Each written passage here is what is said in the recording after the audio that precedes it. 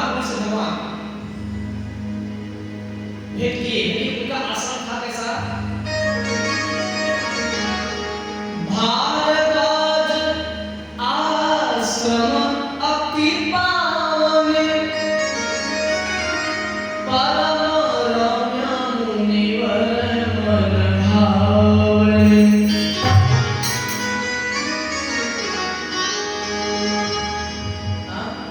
तहाँ होए मुनि ऋषय समाजा, जहाँ जाई जे तीरथ राजा। और उनका आश्रम कैसा है?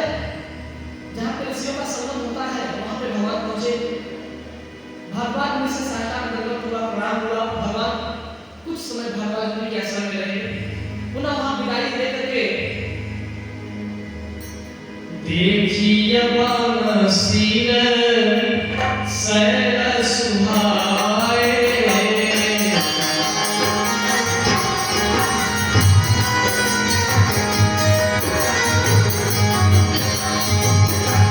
देखी वन सिर शैल सुहाए, आलयनी आश्रम बुलाए।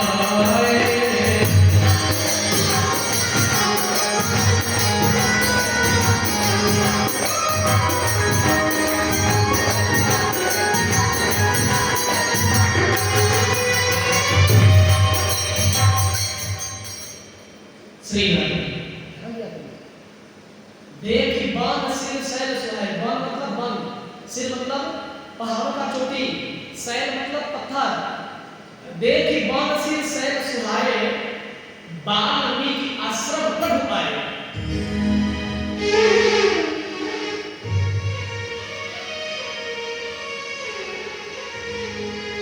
वाल्मीकि से मिलने के बाद वाल्मीकि से भगवान पूछते हैं कि हे भगवान वाल्मीकि, मुझे कोई ऐसा दिव्य स्थान बताइए जहाँ पर मुझे रहने लायक हो।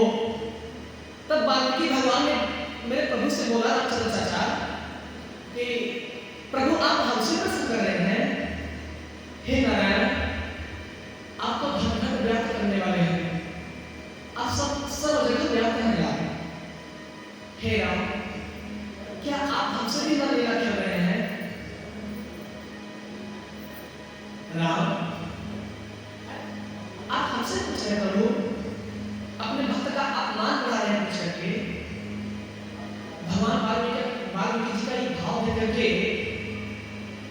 भगवान के नेत्र में आंसू आ गए। तो भगवान बोले कि हे प्रभु, मैं आपसे ही पूछ रहा हूँ कि भगवान वाल्मीकि, मुझे कोई समझा करके ऐसा दिव्य स्थान बताइए जहाँ पे मैं कुछ समय रहूं। तब वाल्मीकि जी कहते हैं, हे राम, हे प्रभु, पहले आप मुझे ये बताएं कि वह कौन सा स्थान है जहाँ पे आप नहीं हैं, तब मैं बताऊंगा कि आप कहाँ रहे।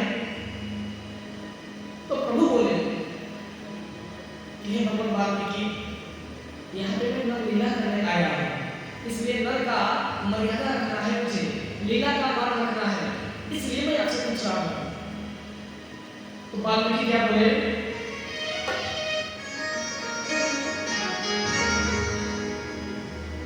चित्रकूट गिरि करहु निवासु।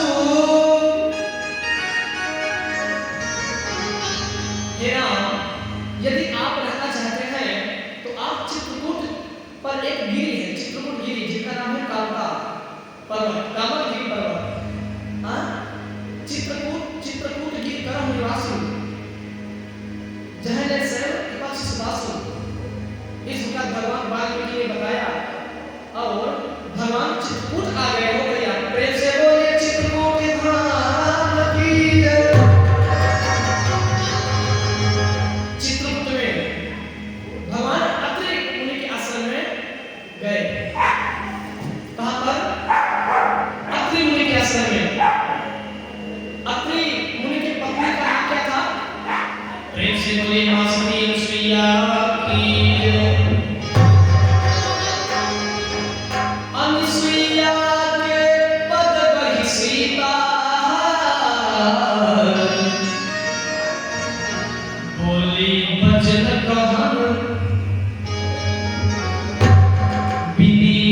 का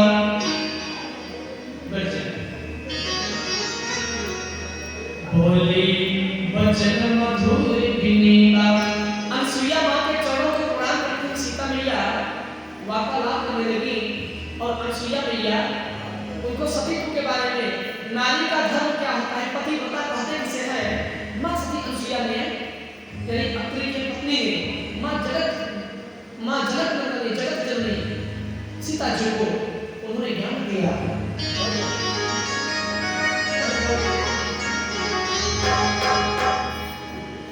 चित्रकूट बस श्री रघुनायक करत बहुत लीला सुखदायक।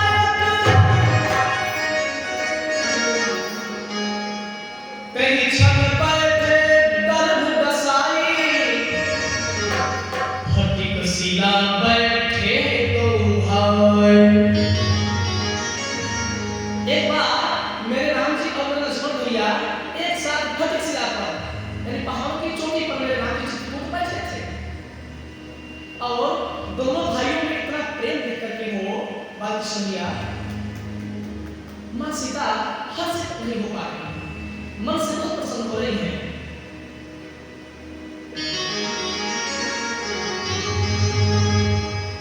इधर चित्रकूट रघुनंदन छाय, समाचार सुनि सुनि मुनि आए। भैया जब ऋषियों मुनियों को पता चल गया कि चित्रकूट में मेरे नारायण दर्शन मेरे स्वयं चल के आए हैं, अपने से चल के अपने धाम से स्वयं चल के वो भगवान का दर्शन करने गए। वहीं पे कामकगिरी पर्वत भी भगवान के चरणों की दंडवत कर रहे हैं कि हे प्रभु आज ने इस अनाथ कांतानाथ को अपने कांतानाथ बना दिया। प्रेम से बोलिए कांतानाथ की जय। भैया प्रबल प्रेम के पाले पड़कर खुद का नियम बदलते देखा। अपना मान भले ही टल जाए लेकिन सेदरी का, विदुर का, अर्जुन का, ध्रुव का, प्रहलाद का, द्रौपदी का मान सम्मान न करते देखा। प्रेम से बोले मान सम्मान बढ़ाने वाले मेरे गिरधारी की जय।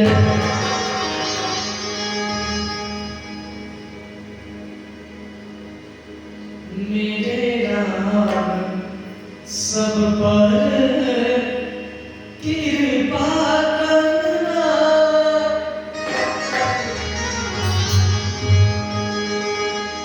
मेरे राम हम पर कृपा करना।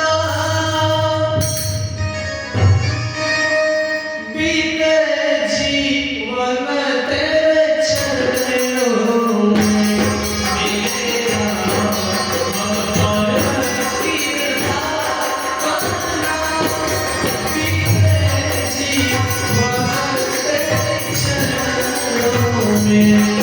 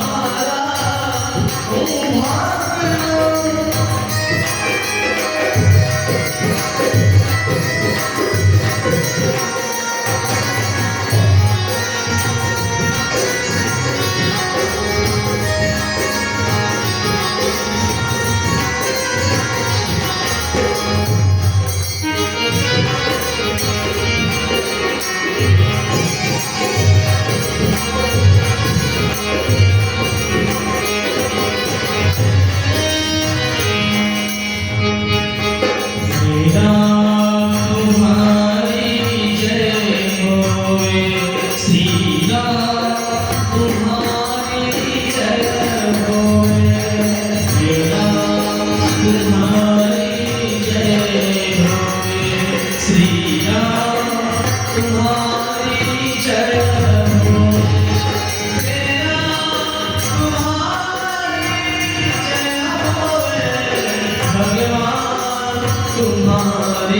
जय होवे, हे राम तुम्हारी जय होवे, हे राम तुम्हारी जय होवे। प्रेम से बोलिए जय जय श्री राम, जय जय श्री सीताराम।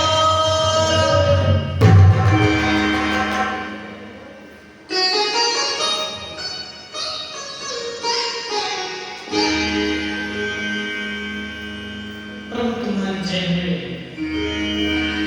इधर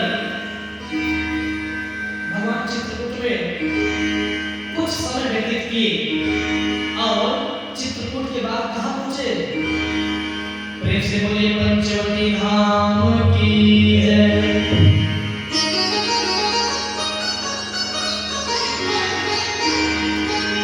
पुनः भगवान पंचवटी में निवास किए और पंचवटी क्या किया?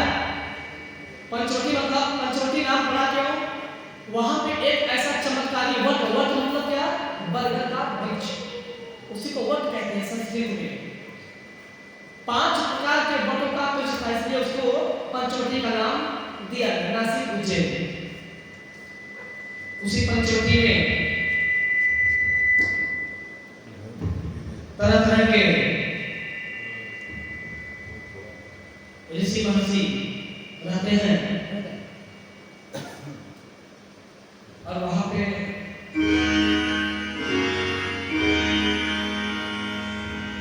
पंचवटी रघुनंदन आए,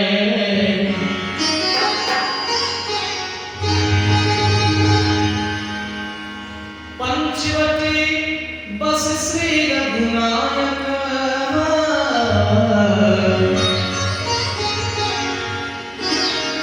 करत बहुत लीला सुखदायक।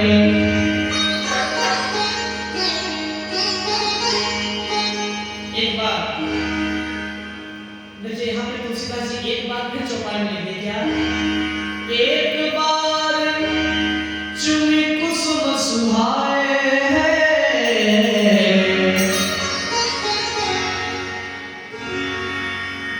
एक बार चुनी कुसुम सुहाए, एक बार चुनी कुसुम सुहाए, निज कर भूषण राम बनाए। एक बार चुनी कुसुम, एक बार सावन का महीना आया, समझिएगा। चुनी मतलब चुन चुन के कुसुम भगवान राम जी को सुहा गया और वो फूल तोड़ करके माँ सीता के लिए गजरा का हार गूंथने लगे। माँ सीता के गोद में होकर के देखिए प्रेम प्रभु का ये चरित्र देख करके जयंत, इंद्र का पुत्र जयंत भगवान की परीक्षा लेना चाहा। उस मूर्ख को ये पता नहीं था मेरे रघुवीर पूर्ण ब्रह्म परमेश्वर है, वो मेरे राम जी का हरि परीक्षा लेना चाह रही है।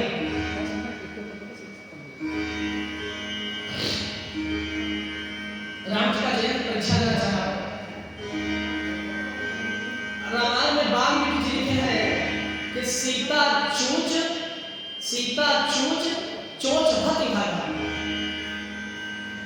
यानी वाल्मीकि महाराज ने पर्दा खोल दिए हैं और मानस में तुलसीदास जी पर्दा को ढक दिए हैं। समझिए, मानस में तुलसीदास जी क्या लिखे हैं? हरि ओम। मानस में तुलसीदास जी क्या लिखे हैं? सीता चरण चोच हति भागा, यानी तुलसीदास जी लिखते हैं कि काव्य जयंत ने कौवे का भेष धर के माँ सीता के चरणों में चोच मार के भाग गया। लेकिन भगवान तो माँ जगत जननी के भवानी के गोद में सोए थे, तो आप ही सोचिए कि अगर चरण में सीता मैया के चोट लगेगा तो मस्तक पर भगवान के खून कैसे आएगा? इसीलिए वाल्मीकि ने लिखा कि सीता चोच हत भागा, यानी माँ जानकी के स्तन में कौवा जयंत चोट से बच रहा करके अरे चल दिया भैया। इधर तो भगवान बोले ऐसा तुमने क्यों किया? जयंत बोला कि मैं आज देखता हूँ कि आप में कितनी शक्ति है, आप क्या करते हैं। तब भगवान राम एक तिनके के पतवार को उठाए, खड़ को उठाए, उठा करके ब्रह्मास्त्र का मंत्र पढ़ करके वे उसी से को ब्रह्मास्त्र छोड़ दिए। जहां जहां जयंत भागता वहां वहां ब्रह्मास्त्र पीछे। सबसे पहले शिव जी के यहाँ भागा, शिव जी समझ नहीं दिए। अपने पुत्र अपने पिता के यहाँ इंद्र के यहाँ भागा, वो भी बोला कि मूर्ख कहीं कि ये तूने अनर्थ क्या कर दिया? उनसे तो स्वयं ब्रह्मा विष्णु महेश भी नहीं बचा सकते, भला मैं क्या बचाऊंगा? स्वयं तुम भगवान त्रिलोकपति से बैर कर लिए।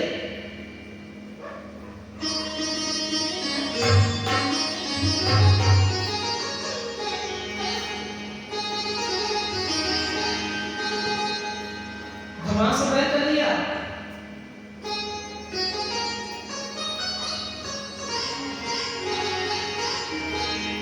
फिर भागते भागते भागते भागते भागते भागते भागते भागते भागते जयंत कहाँ गया? प्रेम से बोले ब्रह्मा भगवान की जय। जयंत भागते भागते पितामह के पास गए। पितामह मतलब ब्रह्मा जी हो, ब्रह्मा जी के पास चला गया। ब्रह्मा जी बोले अरे मूर्ख अभिमानी जयंत, हे पापी नीच, तूने ये क्यों कर दिया? ऐसा क्यों कर दिया?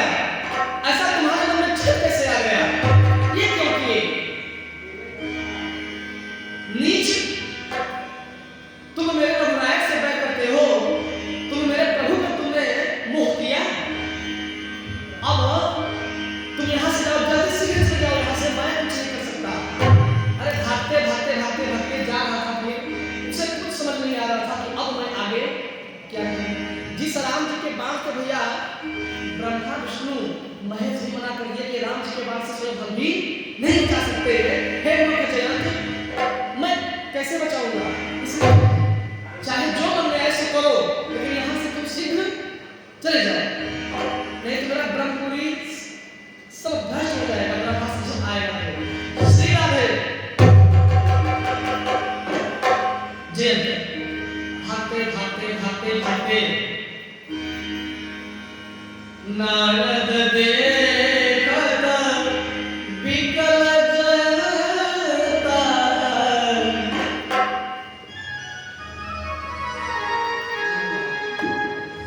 लागी गया अति बाढ़ी चिंता। उधर से नारद जी कहते हुए आ रहे थे, नारायण नारायण श्रीमन्नारायण नारायण।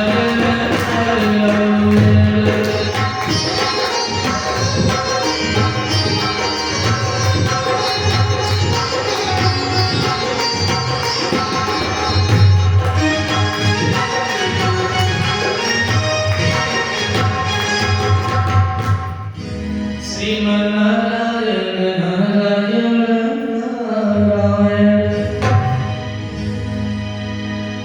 नारायण नारायण नारायण। एक बार करतर भर बिना गावत हरि गुण गान प्रवीणा। नारद जी कैसे थे? बोले थे हरि के गुण को गाने में प्रवीण थे भैया। गावत हरि गुण गान प्रवीणा। एक एक बात सोचिएगा, समझ तो नहीं है क्या बोल रहे हैं। जैसे श्री हरि इच्छा, जैसे मेरे नारायण की इच्छा, 2 दिन में रावण मर्दन कराना है। अभी तो जयंत की कथा चल रही है और 2 दिन शेष और बचे हैं। बाकी जैसा आप सभी की इच्छा होगी तो 1 दिन कथा या 2 दिन कथा बढ़ा दी जाएगी, और जैसा आप सभी का आदेश है, जैसा आप सब कहें। इधर अरे जब जयंत ने देखा कि नारद जी है वो,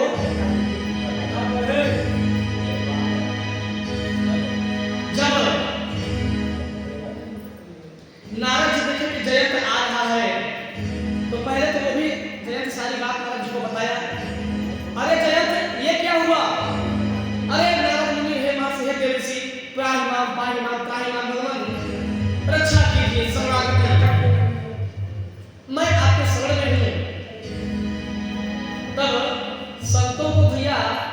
संतों का हृदय इतना कोमल होता है कि किसी को देख लेते हैं तो उनका हृदय में कोमल हो जाता है, टमाटर की तरह। जब जयंत की ये दशा देखे नारद जी तो उनको दया आ गई, लागी दया अति बाधित चिंता, और उनको चिंता हो गई कि जयंत की समस्या का समाधान कैसे हो। जैसे जैसे जयंत ने अपनी सारी कथा बताई,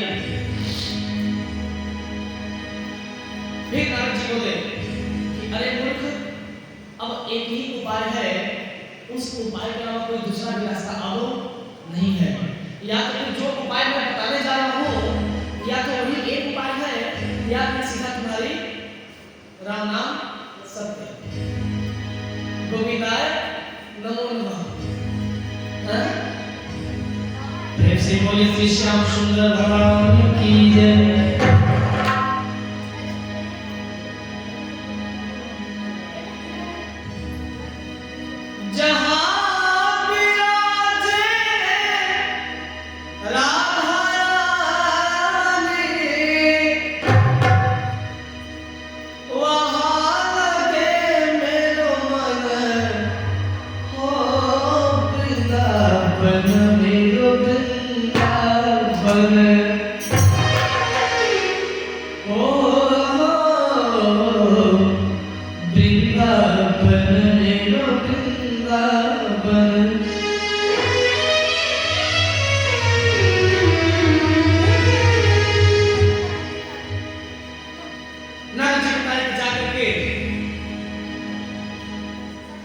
उन्हीं की समझ में जाओ तब तुम्हारी गति और मुक्ति दोनों बनेगी, अन्यथा कोई इस ब्रह्मांड में बचाने वाला नहीं है। अरे जयंत जब इतना सुनाओ भैया, अरे तब तक गागी रघुनायक सरना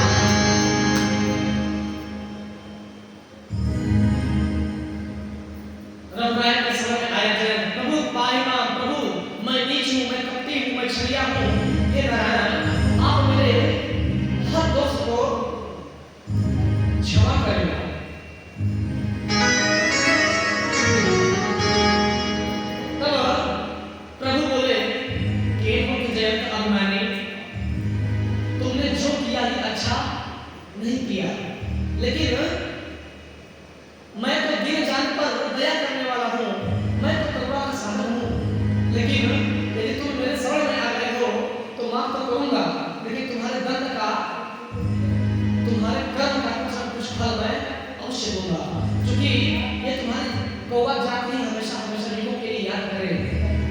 तब तक हमारा क्या किया कि एक बार मार करके उसका एक आंख खोल दिए।